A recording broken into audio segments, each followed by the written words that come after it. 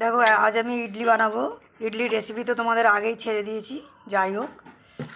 তা এটা আমি ভালো করে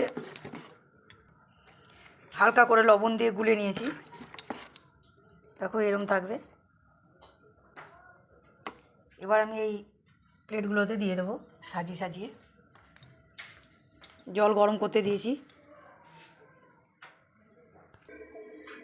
দেখো এরমভাবে সব সাজাবে, একদম পুরোপুরি ভরে দিতে হবে না। পুরোপুরি ভরে দিলে ফুলে উঠবে এটা, এই জন্য একটু করে ফাঁকা রেখে দিতে হচ্ছে।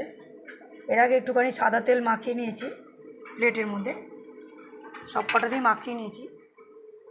এবার এরম করে পরপর সাজাবো। দেখো আমার জল ফুটে উঠেছে, আমার ইডলিগুলো সাজানো হয়ে গেছে পরপর। দেখো সব সাজিয়ে নিয়েছি। এবার আমি আস্তে করে ধরে এর মধ্যে বসিয়ে দেবো। দেখো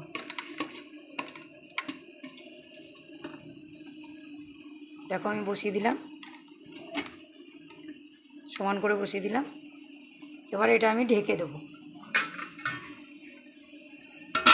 এই যে সিটিটা দেখছো, এখান থেকে হাওয়া বেরাবে, সিগন্যাল দিয়ে দেবে, তখনই আমার হয়ে গেছে। এটা আমার ভেবে নিতে হবে, তখন আমি নামিয়ে দেবো। এটা দেখতে থাকো তোমরা। পাক্কা 20 মিনিটের মধ্যে এটা হয়ে যাবে। এটা দিয়ে হাওয়া বেরাতে লাগবে আর সিটিও পড়বে। তোমরা কে কোথা থেকে দেখছো কমেন্ট করো। আমার রেসিপি ভালো লাগলে আমাকে লাইক কমেন্ট শেয়ার করে দিও। বাদামের চাটনি করাও হয়ে গেছে, ওটাও ছেড়ে দেবো আমি, ওটাও দেখিয়েছি আমি। যাই হোক,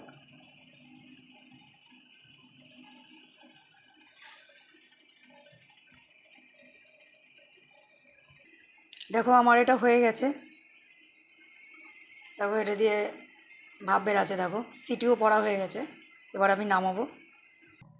দেখো আমার ইডলিগুলো কত সুন্দর ফুলেছে।